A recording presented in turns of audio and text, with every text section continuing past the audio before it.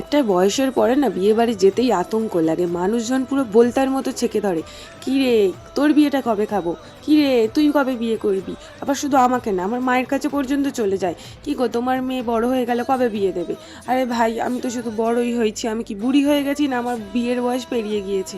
দাঁড়া ভাই, একটু বড় হতে দে, তবে তো বিয়েটা করব।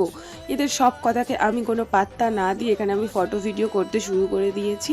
তো hey everyone, welcome to my mini blog. আশা করছি তোমরা সবাই খুব ভালো আছো, আর আমিও খুব ভালো আছি। আর আজকে নাকি গণবিবাহ দিবস, তাই আমরা সবাই মিলে এই কথাটা বলতে বলতে চলে যাচ্ছিলাম জলসইতে।